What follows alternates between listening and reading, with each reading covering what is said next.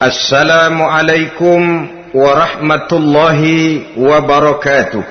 La ilaha illallah, bahwa tidak ada Tuhan yang perlu disembah selain daripada Allah subhanahu wa ta'ala. Ini hakikatnya merupakan inti daripada ajaran rasul-rasul terdahulu. Kenapa? Seluruh rasul bersumber dari satu sumber yang sama, yaitu dari Allah subhanahu wa ta'ala. Maka prinsip ajaran ketuhanan yang mereka bawa tentu saja sama. Nabi Adam mengajarkan la ilaha illallah. Nabi Nuh mengajarkan la ilaha illallah. Cuma tentu sambungannya Nuh Rasulullah. Nabi Ibrahim mengajarkan la ilaha illallah, Ibrahim Rasulullah. Nabi Musa mengajarkan la ilaha illallah, Musa Rasulullah. Bahkan Nabi Isa mengajarkan la ilaha illallah, Isa Rasulullah. Dan Nabi Muhammad mengajarkan la ilaha illallah, Muhammadur Rasulullah. Akhlak manusia kepada Allah dengan menanamkan tauhid. Jadi kalau ingin berakhlak yang benar kepada Allah, jaga tauhid, pegang teguh akidah. Saudara-saudara kaum muslimin rahimakumullah, lawan daripada tauhid adalah kufur. Kufur bisa dua, bisa kufur iman, bisa kufur nikmat. Kufur itu sifatnya, kafir itu orangnya. Ada orang kufur iman, dan ini merusak akhlak kepada Allah subhanahu wa ta'ala. Kufur iman itu kadang-kadang bentuknya syirik, orangnya disebut musyrik. Kufur iman itu kadang-kadang bentuknya nifaq, orangnya disebut munafik. Kufur iman itu kadang-kadang bentuknya riddah, orangnya disebut murtad. Ini merupakan jenis daripada kufur-kufur iman dan tergelincirnya manusia daripada akhlak kepada Allah subhanahu wa ta'ala. Benar, di zaman sekarang kita tidak menyembah berhala. Memang di zaman sekarang kita tidak menyembah patung. Iya, kita tidak berkeyakinan Tuhan lebih dari satu. Tapi kadang-kadang akhlak kita kepada Allah sering lentur dan luntur, sering bergoyang dan tergoncang, sering kena erosi dan polusi. Bahwa kita tidak menyembah Latta, Uzza, Manat dan Hubal seperti masyarakat jahiliyah dahulu, memang. Tapi Latta zaman sekarang, Uzza zaman sekarang, Manat dan Hubal di zaman sekarang, berhala-berhala di abad kita sekarang ini, kadang-kadang bernama harta, kadang-kadang bernama wanita, kadang-kadang bernama tahta, mungkin juga bernama Toyota. Sesuatu yang lebih kita agungkan daripada Allah, menjelmalah dia menjadi berhala-berhala di zaman kita sekarang ini. Manakala kita di kantor sudah lebih takut kepada kepala bagian kita daripada kepada Allah, maka Tuhan kita barangkali adalah kepala bagian kita. Manakala kita sudah lebih takut kepada manusia daripada kepada Allah, bergeserlah akhlak kita kepada Allah, mengagungkan manusia dan menomorduakan Allah. Maka di zaman sekarang akhlak kita kepada Allah sering kena erosi, sering kena polusi. Mungkin karena sulitnya lapangan kerja, tingginya tensi ekonomi, persaingan hidup yang makin tajam, sulitnya mencari lapangan kerja, orang kadang-kadang nekat, sedikit pertimbangan, picik pandangan, mudah melakukan potong kompas, sehingga terjadilah perbuatan-perbuatan yang memelencengkan akhlak kita kepada Allah subhanahu wa ta'ala. Kadang-kadang terjebak mempercayai selain daripada Allah. Kadang-kadang terjebak di dalam mengagungkan yang selain daripada Allah lebih dari yang seharusnya. Terkenalah akhlak kita kepada Allah, jaringan-jaringan erosi dan polusi. Kufur sebagai lawanan daripada tauhid merupakan sifat daripada orang yang tidak berakhlak kepada Allah. Bentuknya pertama bisa syirik. Syirik itu artinya meyakini ada Tuhan lain selain daripada Allah. Itu yang namanya syirik. Jadi percaya Tuhan ada, cuman Tuhannya kelebihan. Itu yang disebut syirik, dan itu merupakan cerminan dari akhlak yang rusak kepada Allah Subhanahu wa taala. Berkeyakinan Tuhan lebih dari satu, berkeyakinan bahwa Tuhan itu beranak atau diperanakkan, atau mengagungkan sesuatu sama dengan Allah, atau menjadikan yang selain Allah sebagai tujuan akhir daripada perjalanan kehidupan ini, maka itu sudah terjebak kita dalam musyrik. Dan syirik satu dosa yang tidak berampun. Bahasa kasarnya, yang namanya syirik itu jenis bapak moyangnya dosa. Saudara-saudara, sebab itu saya pesan, kalau memang terpaksa, biasanya yang tinggal di kota-kota besar itu kalau tidak kepengen dosa kan susah. Kalau terpaksa harus bikin dosa, cari yang kecil-kecil saja. Yang kira-kira taubatnya gampang. Umpamanya pulang sholat Jumat nukar sendal, umpama. Yaitu jelas dosa. Tapi dosa yang taubatnya agak mudah. Jangan sampai terjebak ke dalam syirik, menyekutukan Allah. Kalau sudah menyekutukan Allah, Allah dimadu. Murka benar Allah kepada kita. Innallaha la yaghfiru ayyushraka bih wa yaghfiru ma duna dzalika liman yasha. Allah tidak akan memberi ampun kepada orang yang menyekutukannya dengan sesuatu, tapi Allah mau mengampunkan dosa yang selain itu bagi orang yang dikehendakinya. Jadi orang-orang yang sudah terjebak syirik, menyekutukan Allah, meyakini ada Tuhan lain selain daripada Allah, meyakini Tuhan beranak atau diperanakkan, bagaimanapun baiknya mereka di dunia, bagaimanapun sosial jiwanya, bagaimanapun pemurah tangannya memberikan santunan dan pertolongan kepada orang lain, kalau sudah syirik, seluruh nilai kebaikannya akan tidak ada gunanya lagi. Karena tidak ada tempat nilai kebaikan itu bergantung. Sedangkan kita berbuat baik agar diterima oleh Allah. Kalau Allahnya marah kepada kita, siapa yang akan menerima nilai kebaikan itu sendiri? Ini bentuk yang pertama. Yang nyata-nyata menyembah berhala, syirik. Yang nyata-nyata beriktikad Tuhan lebih dari satu, syirik. Atau yang tersamar. Yang tersamar itu yang sering jadi penyakit kita. Saya sejak ada perkutut ini di rumah, perkutut. Saudara-saudara, yang merusak akhlak kepada Allah, yang merusak tauhid setelah syirik, bisa juga berbentuk nifak. Nifak itu sifatnya, orang yang punya sifat nifak disebut munafik. Asal katanya dari nafakun. Nafakun itu satu lubang yang punya dua muka, seperti goa, ada tempat masuk, ada tempat keluar. Maka munafik orang yang punya dua muka. Kalau bahasa kita, pandai bermain minyak di atas air. Manis jika berhadapan, balik belakang lain bicara. Sehingga apa yang dinamakan nifak, kata Imam Ali Al-Jurjani dalam kitab ta'rifatnya, izharul imanu bil lisan wa kitmanul kufri bil qalbi. Menyatakan, menampakkan iman dengan lidahnya, tapi menyembunyikan kekafiran dalam hatinya. Dengan kata lain, lidahnya mah iman, hatinya mah kafir. Padahal hati itu yang dilihat, padahal hati itu yang dinilai. Kenapa lidahnya mengaku iman? Ya mungkin karena kepepet, mungkin karena kepentingan, mungkin karena ingin mencari kelemahan orang, lalu dia pura-pura beriman. Tapi sesungguhnya hatinya kufur. Ini merupakan penyakit munafik.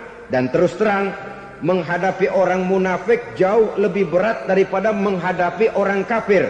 Kenapa? Munafik ini kan musuh dalam selimut.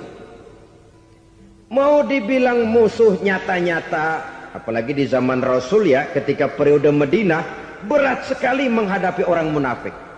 Mau dibilang kafir, kalau ketemu assalamualaikumnya medok juga. Mau dibilang mukmin, di belakang ngegerundel, nyari-nyari penyakit, nyari-nyari lantaran, mencari-cari gara-gara. Kalau kafir jelas kafirnya, kalau musyrik jelas musyriknya. Tapi munafik, di depan kita dia mengaku beriman, di belakang kita dia caci maki kita. Maka demikian rupa watak orang munafik Allah benci betul. Sampai dalam Quran orang munafik itu divonis innal munafikin fid darkil asfal minan nar. Orang-orang munafik di dasar jurang neraka yang paling bawah, keraknya neraka. Saudara-saudara kaum muslimin rahimakumullah.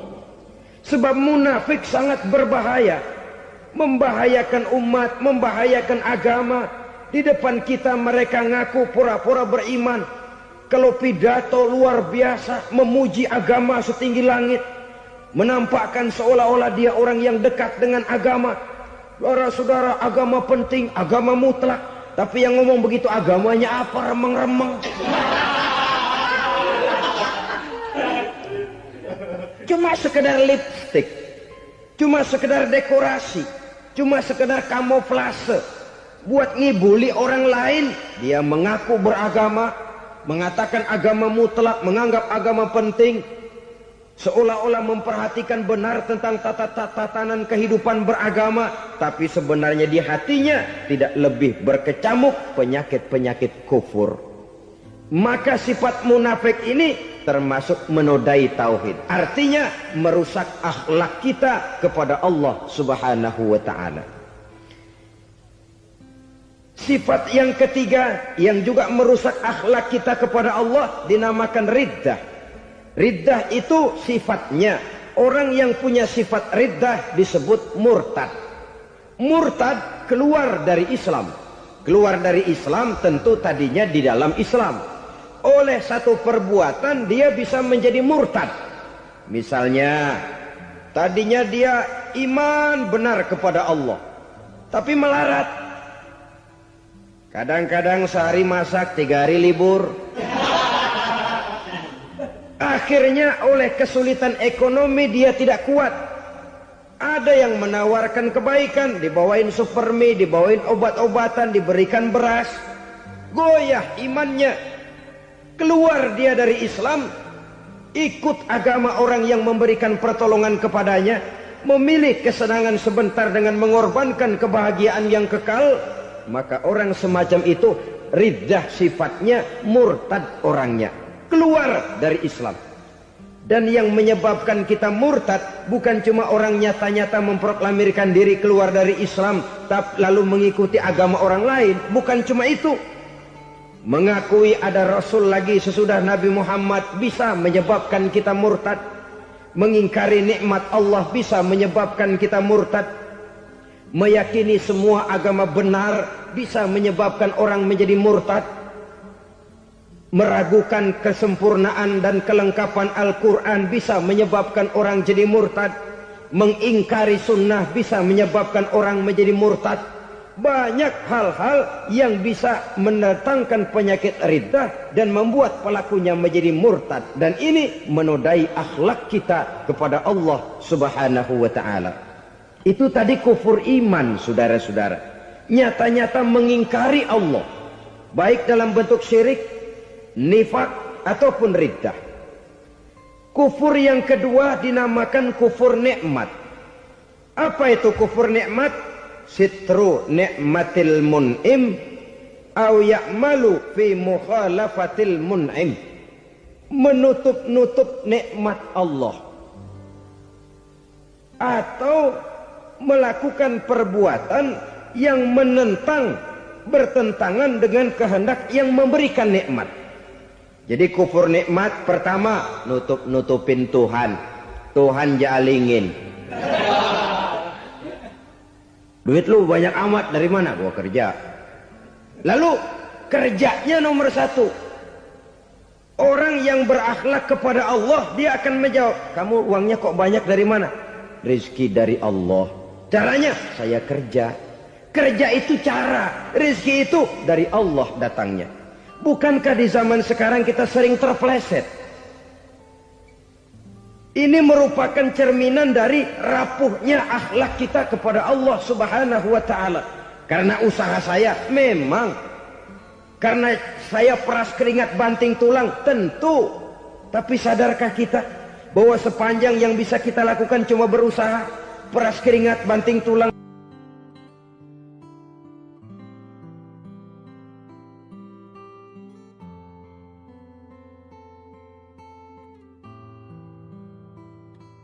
Soal rizki, soal jodoh, soal maut, kitakah yang mengatur? Kitakah yang menentukan? Subhanallah. Manusia sungguh tidak berdaya menghadapi 3 hal paling pokok ini.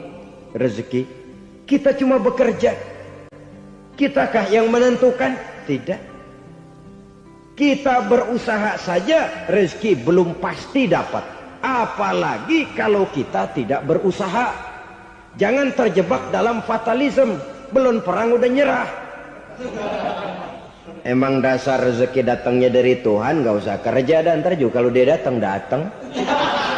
Dari mana datangnya? Kerja saja belum tentu dapat rezeki, apalagi kalau tidak kerja. Yang jelas usaha perlu kepastian, itu urusan Allah. Ini akhlak kepada Allah Subhanahu wa ta'ala.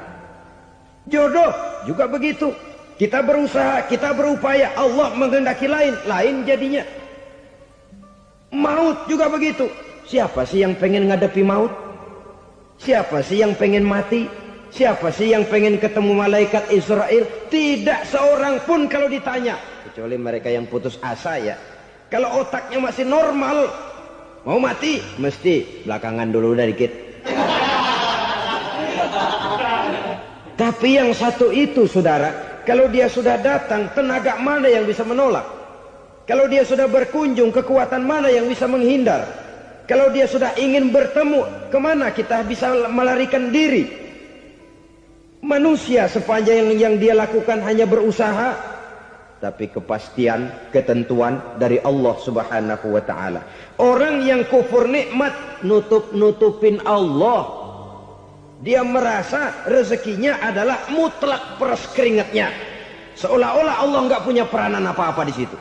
Oh, ini kan saya bisa rumah begini karena saya kerja keras. Oh, ini mobil saya begini saya kerja keras. Peras keringat banting tulang keras.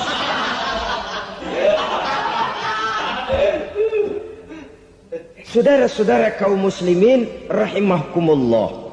Jadi menutup-nutupi Allah. Akibatnya nanti kalau dia berhasil, Allah ketutupan. Kalau dia gagal, orang lain dicaci maki, dicari kambing hitam. Nah, kambing hitam kan mahal.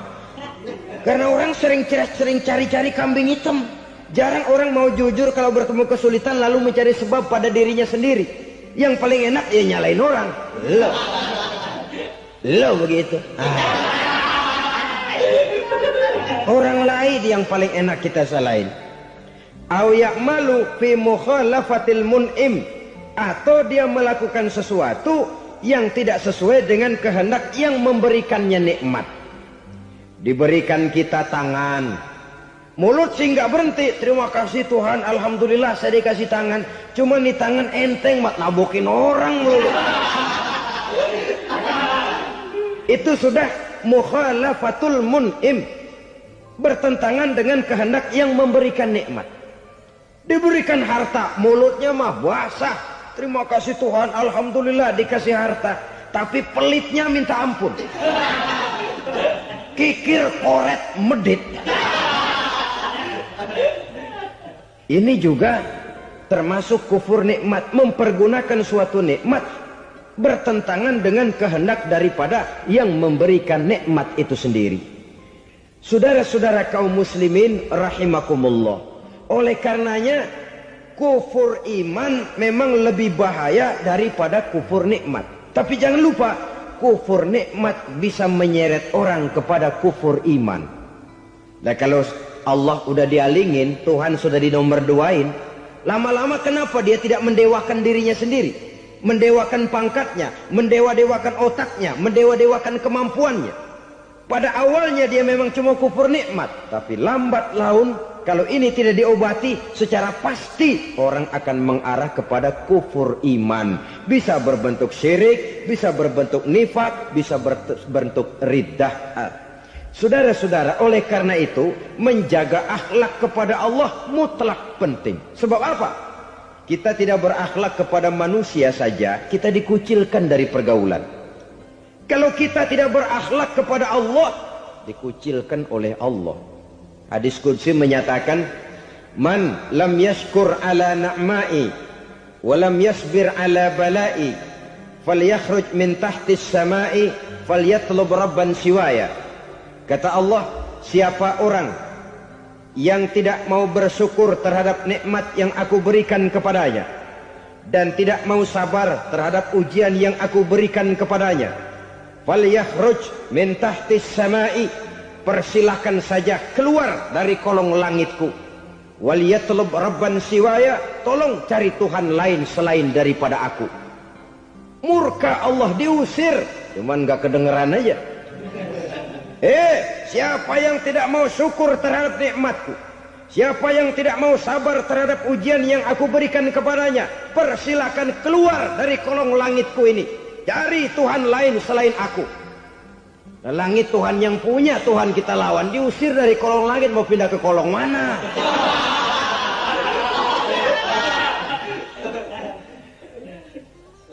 Jadi jangan merasa kufur nikmat kan enteng. Iya, kelihatannya begitu, tidak sebahaya kufur iman. Tapi kufur nikmat ini merupakan anak tangga yang kalau kita sudah mulai naik, kita akan naik terus sampai kepada tingkat di mana kita mengalami kufur iman. Kalau sudah ke sana, maka akhlak kita kepada Allah terkenalah erosi, terkena polusi, hancur akhlak kepada Allah, dan itulah sumber kesengsaraan abadi. Kalau cuma kita tidak berakhlak kepada manusia, barangkali resikonya cuma kehidupan di dunia ini. Mungkin juga ada kehidupan akhirat. Tapi kalau sudah tidak berakhlak kepada Allah, dunia akhirat kita rugi dan celaka. Maka pada kesempatan ini saya mengajak, marilah jaga baik-baik akhlak kita kepada Allah. Satu kali kita bertauhid, sampai mati kita bertauhid. Satu kali la ilaha illallah, jangan tergelincir lagi kita keluar daripada kalimat itu. Satu kali kita bertuhankan Allah, jangan bertuhan yang lain selain daripada Allah. Jangan sekutukan Allah, jangan samakan Allah dengan sesuatu, jangan mengangkat yang lain sama agungnya dengan Allah. Sebab dengan demikian kita seolah-olah sudah mengotori akhlak kita kepada Allah Subhanahu wa ta'ala. Saudara hadirin yang saya hormati, jadi oleh karenanya akhlak kita kepada Allah merupakan basis daripada kehidupan beragama. Kalau itu sudah mulai rapuh, mulai terkena erosi dan polusi, mulai rusak, dikhawatirkan nanti nilai ibadah kita kepada Allah juga akan turut ambruk karenanya.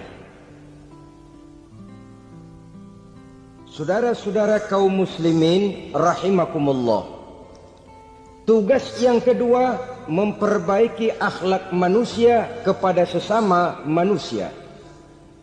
Kita tahu Islam sesuai dengan namanya adalah agama damai. Maka akhlak manusia kepada sesama manusia menempati porsi yang penting dalam kehidupan beragama. Bagaimana seorang muslim bergaul, bertata krama terhadap sesama manusia. Mari kita lihat lebih jauh persoalannya. Untuk memudahkan pembicaraan dari kacamata agama, kita kelompokkan saja manusia itu dalam dua. Pertama yang seiman, dan yang kedua yang tidak seiman. Yang tidak seiman itu kita sebut saja kufur atau kafir. Nah, kepada yang kafir pun kita diajarkan untuk berakhlak, apalagi kepada yang memang nyata-nyata seiman, sekeyakinan, seakidah. Kemanapun Islam datang, ke negara manapun ia masuk, ia tidak menaburkan kerusakan. Jadi tidak benar kalau orang pernah itu menggambarkan, saking sentimennya seorang orientalis pernah menggambarkan Nabi Muhammad di tangan kirinya Quran, di tangan kanannya pedang. Menggambarkan seolah-olah Islam dikembangkan dengan kekerasan. Sebenarnya tidak sama sekali. Kalaupun dalam sejarah perkembangan Islam pernah terjadi perang, maka perang dalam Islam sesungguhnya apabila kita amati sejarahnya bukan untuk memaksakan agama, karena memang agama tidak bisa dipaksakan, tetapi justru untuk mempertahankan agama dari segala macam hambatan, rintangan, hinaan dan fitnahan. Tapi kemanapun yang jelas Islam masuk, dia tidak pernah membuat kekacauan, kerusuhan ataupun penghancuran. Candi Prambanan bahkan dipugar, gereja-gereja tidak ada yang dihancurkan oleh umat Islam. Kenapa? Islam agama damai. Soal agama, soal lakum dinukum waliyadin, la ikraha fid din, qad tabayyana ar-rusdu minal ghayy. Tidak ada paksaan dalam beragama, sebab nyata yang benar dengan yang tidak benar. Belum pernah ada orang kafir masuk ke perkampungan orang Islam lalu dikejar-kejar, diteriakin kafir, kafir, sunatin.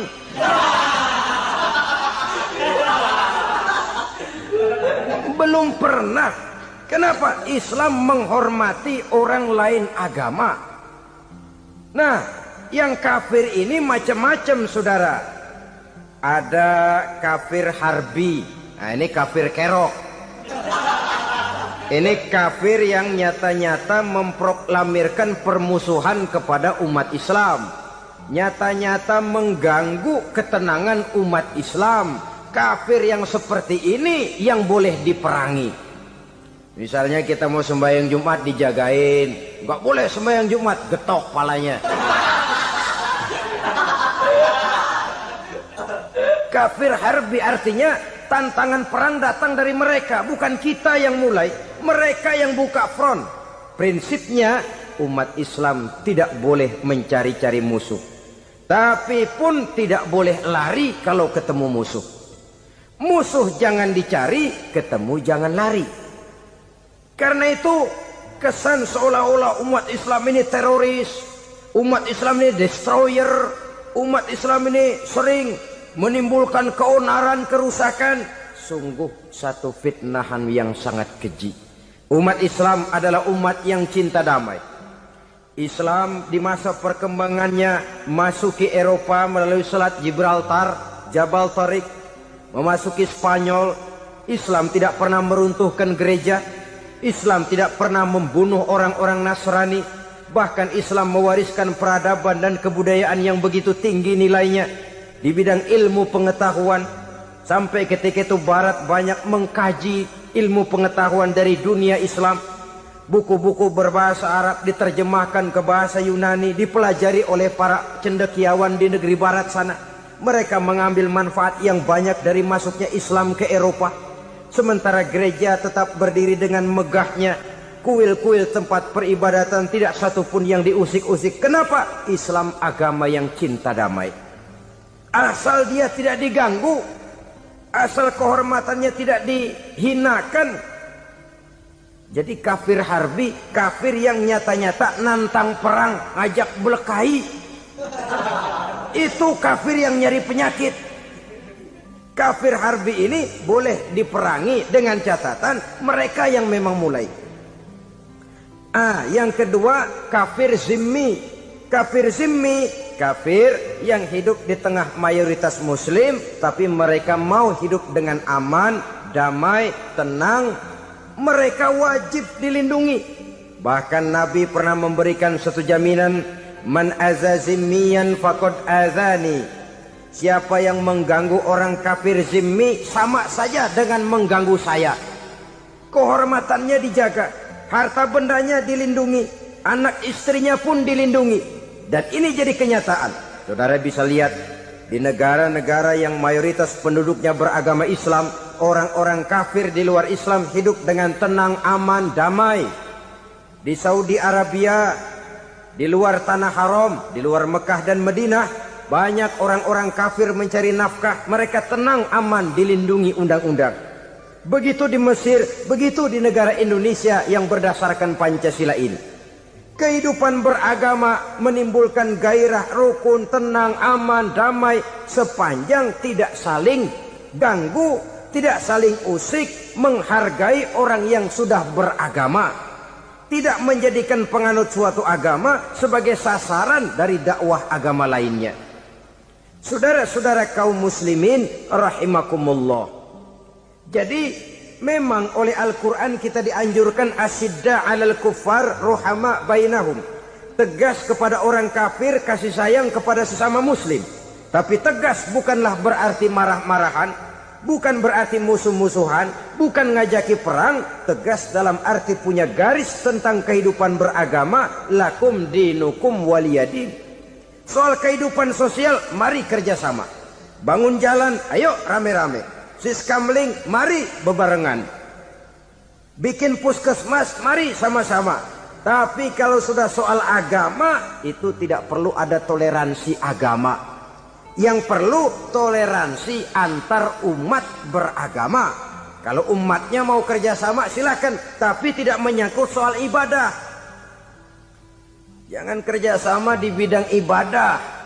Itu kerjasama yang salah pasang, saudara-saudara.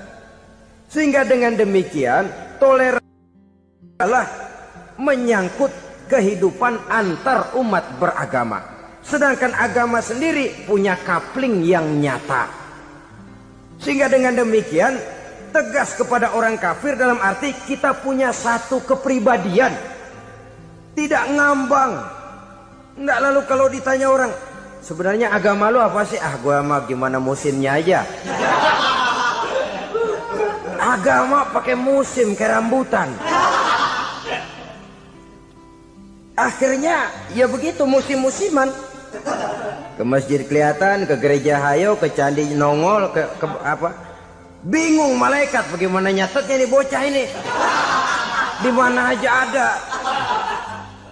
Kita punya satu kepribadian. Saya muslim dan garis saya ini, lakum dinukum waliyadin. Bagi Tuhan persilakan agama Tuhan, bagi kami agama kami. Kami hormati Tuhan, Tuhan hormat kepada kami. Tapi soal agama, kaplingnya jelas. Kerjasama, mari urusan muamalah, bidang sosial. Yuk kita siskamling sama-sama dengan orang lain agama. Mari jaga kerukunan, kesatuan, persatuan, kekompakan. Perbaiki jalan yang rusak, mari sama-sama. Mendandani jembatan yang runtuh, mari sama-sama. Tapi sembahyang, kaplingnya lain-lain. Sebab Nabi juga dulu pernah ditawarkan begitu loh sama kafir jahiliyah dulu, Quraisy itu. Sudah Muhammad, sekarang begini saja, kita join aja daripada marah-marahan. Hari ini saya oke menyembah Tuhanmu Allah, besok gantian kamu menyembah Tuhan kita Latta, Uzza, Manat dan Hubal. Turun, qul ya ayyuhal kafirun la a'budu ma ta'budun. Soal ibadah kaplingnya jelas, tidak boleh dicampur adukkan. Sebab kalau tidak, kita akan mulai kehilangan identitas diri. Dan disitulah krisis kehidupan keyakinan beragama dimulai. Dari krisis identitas. Hujan gede kan mulainya gerimis dulu. Di mana-mana ya gerimis dulu. Gerimis makin lama makin gede. Kita akan mulai dengan kehilangan identitas diri. Dari sana nanti kita malu mengakui keislaman kita. Kalau orang Islam malu mengakui keislamannya, ini kan ironi, menyedihkan. Ngakui Islamnya saja malu, menonjolkan keislamannya malu, tidak ada rasa bangga beragama. Padahal ini modal dasar. Hanyalah dengan rasa bangga beragama kita lalu konsekuen. Bangga yang tidak konsekuen, wah pokoknya kan gua kan Islam, agama yang paling benar.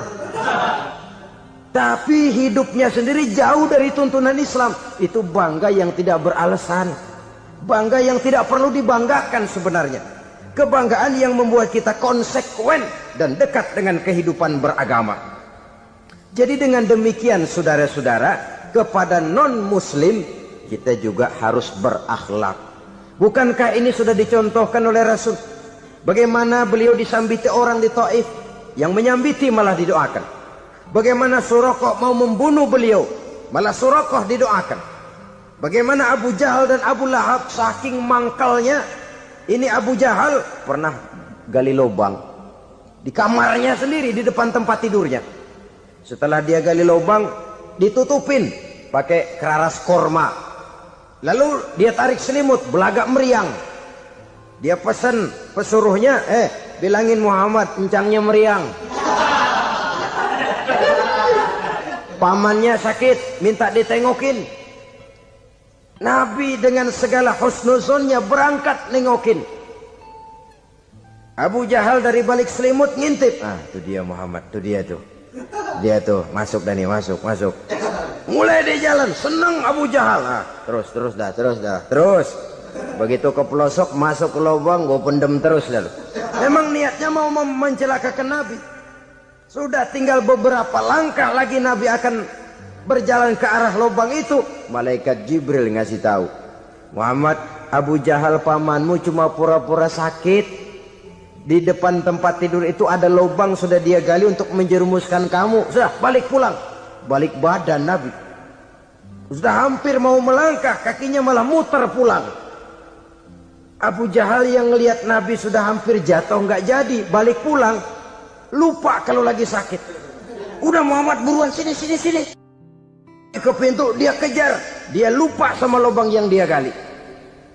Begitu dia kejar, dia yang ke pelosok masuk ke dalamnya.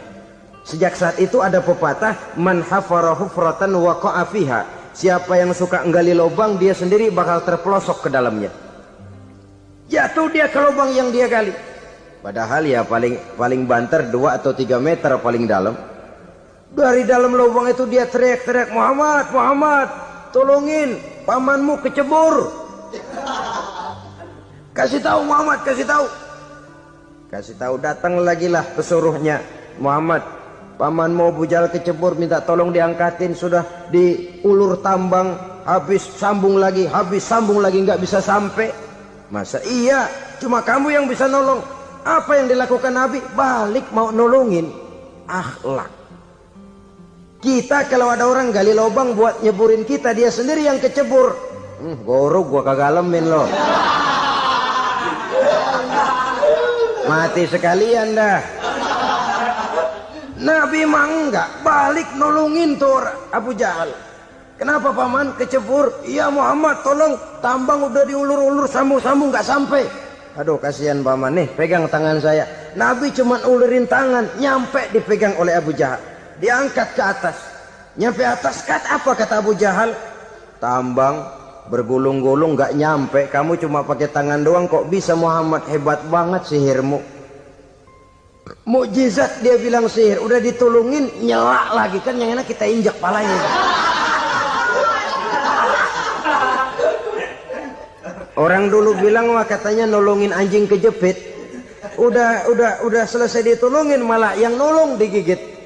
Saudara hadirin yang saya hormati, kepada orang-orang kafir kita harus berakhlak, menghormati mereka, tidak memaksakan satu keyakinan dalam batas-batas yang ditolerir oleh agama, yaitu pada masalah-masalah sosial dan muamalah. Itu kepada non-muslim, apalagi kepada sesama muslim. Baik akhlak kepada orang tua, akhlak kepada guru, akhlak kepada jiran atau tetangga, itu semua termasuk dalam akhlak kepada sesama manusia.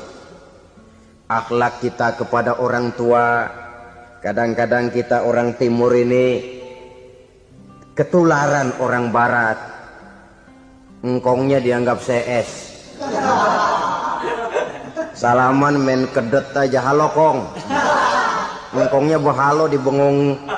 Saudara-saudara kaum muslimin rahimakumullah, akhlak yang tua kepada yang muda, akhlak yang muda kepada yang tua, kepada jiran dan tetangga, kepada sanak famili dan handai tolan, pendeknya kepada sesama muslim.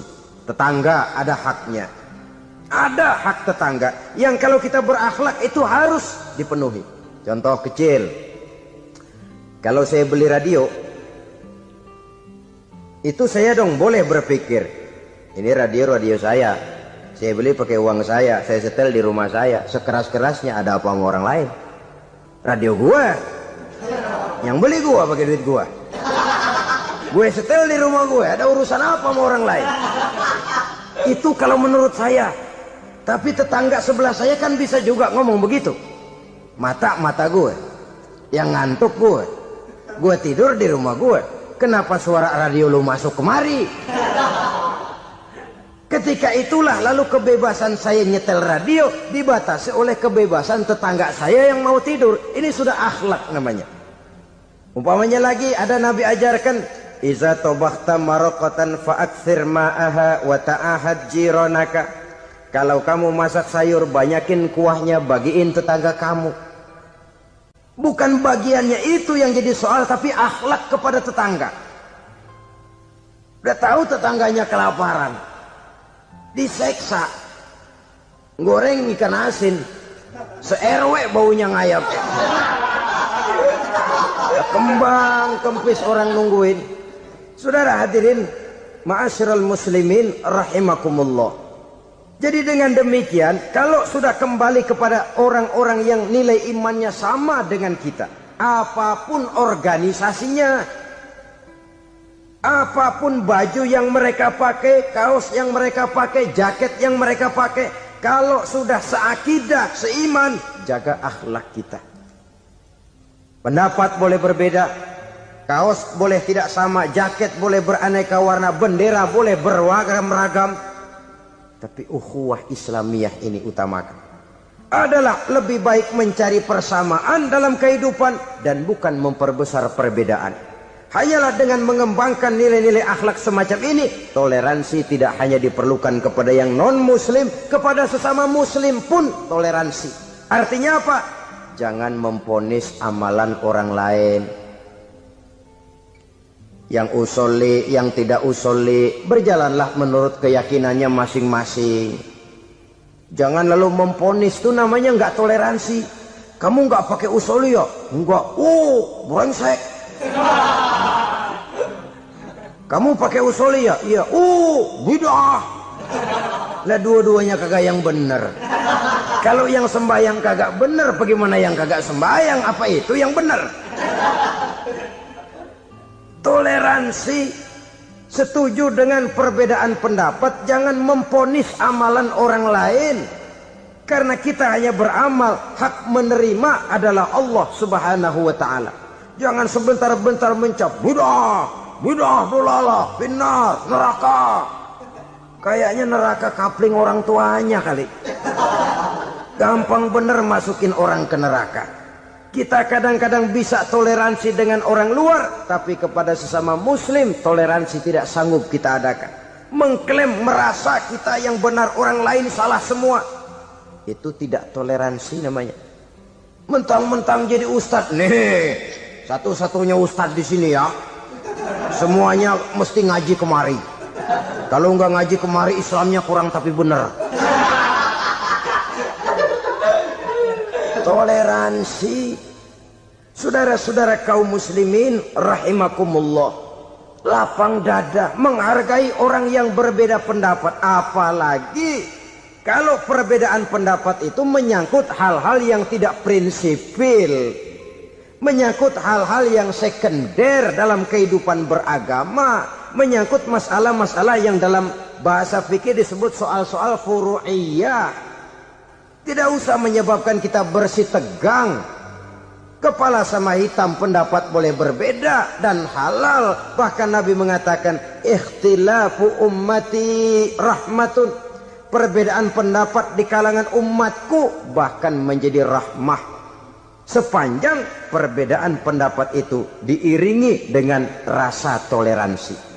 Tapi kalau sudah main baku hantam, main klaim, memponis orang lain, akhirnya timbullah keretakan. Jangan heran kadang-kadang satu masjid dua kelir. Ya soal kelir boleh kelar-kelir, boleh kelar-kelir, tapi kalau harus terlalu mencolok menyebabkan timbulnya keretakan, saya kira yang akan turun bukan lagi rahmah tapi bala. Bala akan menimpa kita, jatuh kita menjadi umat yang lemah. Oleh karena di antara kita sendiri, sesama kita tidak pandai bertoleransi, tidak lapang dada. Ada anak muda kelihatannya mau majuan dikit, yang tua curiga. Nih, kalau dia maju pasaran gua bangkrut dong nih. Lalu ditekan tuh anak ditekan melejit. Kadang-kadang yang tua maksudnya baik mau memelihara, yang muda salah terima. Kan tua kejemur. Dari dulu sampai sekarang gitu-gitu doang. Anak kemajuannya. Padahal yang tua barangkali maksudnya juga baik, mau memelihara. Sebenarnya kalau kita bisa mencoba mencari titik temu dengan alur komunikasi, tidak merasa diri yang paling benar, tapi toleransi, boyak menerima pendapat orang lain, setidaknya mau mendengar omongan orang. Yang susah kalau udah kena penyakit nggak mau ngerti omongan orang, nggak mau nerima pendapat orang. Kodok di kolong tempayan, cukeng kayu asem, asal ijo udah ijo aja ijo dah. Nggak ngerti omongan orang, yang kayak begini yang orang jadi kesandung. Oleh karena itu saudara-saudara, alangkah nikmatnya kehidupan ini apabila kita menyadari kita ini ummatan wahidah, satu umat yang satu, yang diikat dengan akidah. Kalau kepada yang non muslim saja kita diajarkan untuk berakhlak, apatah lagi kepada yang seiman, seakidah, sekeyakinan. Wajarkah perbedaan pendapat yang kecil-kecil lalu menyebabkan kita bertolak belakang, cerai-berai, centang perenang? Bila bertemu di jalan yang satu menyisi ke kiri, yang lain menyingkir ke kanan. Kalaupun juga bercampur di tengah kumpulan orang banyak, persis air dengan minyak. Yang atu melengos, yang atu madep mojok. Orang lain senyum, dia mau pada manyun. Saudara-saudara kaum muslimin rahimakumullah, realita ini walaupun tidak enak, pahit, tapi masih hidup di sebagian masyarakat kita. Ini yang perlu kita atasi. Soal toleransi kepada orang lain, sejarah sudah membuktikan. Mari kita jangan cuma bisa mengajak orang lain, umat lain untuk bertoleransi dengan kita, tapi kepada sesama kita. Toleransi ini perlu kita tegakkan, perlu kita bina, terutama di dalam kita menuju bentuk ideal daripada konsep ukhuwah Islamiyah ini, yang memang selalu kita akan cari bentuk-bentuk idealnya sejalan dengan perkembangan situasi dan kondisi yang dihadapi oleh umat. Perbedaan organisasi, perbedaan kepentingan organisasi tidak seharusnya menyebabkan kita merasa meremehkan orang lain dan mengangkat diri, mengklaim diri sebagai yang ter. Jadi dengan demikian, apabila yang pertama tadi akhlak kepada Allah dinamakan hablum minallah, maka yang kedua ini merupakan hablum minan nas. Jikalau baik akhlak kita kepada Allah, baik akhlak kita kepada manusia, nikmat rasanya menjalani kehidupan. Kadang-kadang orang akhlaknya kepada manusia baik, tapi kepada Allah tidak baik. Hormat sama yang tua, menyayangi yang muda, sama tetangga rukun, tapi sama Tuhan nggak mau sujud. Ini baik kepada manusia, tapi tidak berakhlak kepada Allah. Atau sebaliknya, sujudnya sama Allah mah tekun, bener, khusyuk, bahasanya juga fasih, luar biasa. Tapi sama manusia sombong, takabur, ujub, merasanya dia doang yang paling benar. Sebab iblis itu ya, itu kadang-kadang datang lewat hati, dan memang selalu markasnya di situ. Kalau dia tidak bisa menggoda kita dengan yang lain, dia tumbuhkan sifat ujub. Dia bisikin, wah memang di kampung ini yang paling banyak ibadahnya ente. Yang lain mana, lihat tuh kerocok semua. Lalu di hati orang itu tertanam sifat iya ya. Nah, tatkala iya ya, dia sudah terkena serangan iblis. Akhirnya apa? Orang lain diremehin. Asalnya kagak mau sembahyang aja diajak salaman udah najis aja dah. Ketemu juga mukanya ditekuk 4.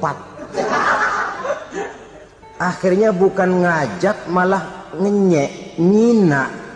Lah orang dihina makin jauh, makin tidak tersentuh. Bukan cara itu yang diajarkan oleh Rasul.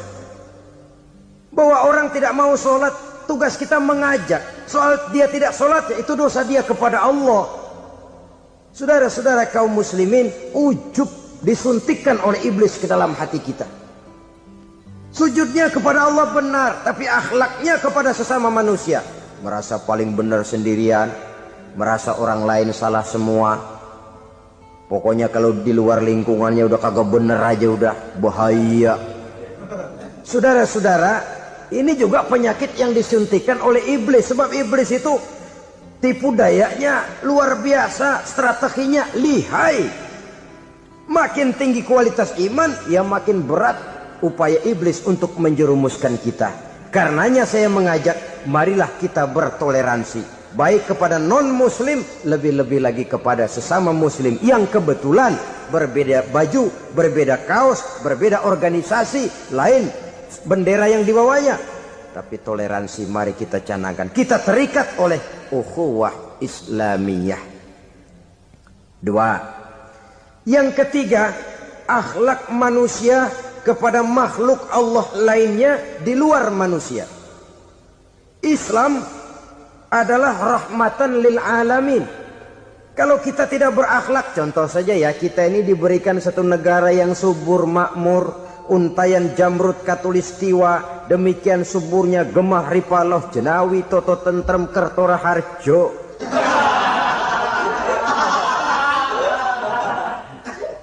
Alam yang begini indah, alam yang begini subur, kalau kita tidak berakhlak kepada alam, kita kuras sumber daya alam, kita tebangi hutan secara liar, kita gunduli bukit, merusak alam, pembalasannya akan kembali kepada kita. The natural of law, kata orang Kulon, sunnatullah, itu nantinya akan membawa malapetaka. Kesuburan yang kita lihat akan bisa berubah menjadi gurun pasir yang kerontang, gersang dan tandus.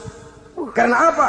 Kita mengeksploitir alam lebih dari yang seharusnya. Tidak berakhlak kepada lingkungan di mana kita tinggal. Saudara-saudara, dengan berakhlak kepada Allah, berakhlak kepada sesama manusia, berakhlak kepada makhluk Allah di luar manusia, baik flora maupun fauna, maka mudah-mudahan akan terciptalah satu ekosistem, satu lingkungan hidup yang membuat kita nikmat menjalani kehidupan ini. Inilah saja yang kita bicarakan pada pertemuan kali ini. Marilah kita membina nilai-nilai akhlak walaupun berat tantangannya. Sungguh lebih baik rakyat rendah yang berakhlak tinggi daripada pejabat tinggi yang berakhlak rendah. Karena nilai manusia pada akhirnya ditentukan oleh akhlaknya itu. Usikum wa nafsi bitaqwallah. Wassalamualaikum warahmatullahi wabarakatuh.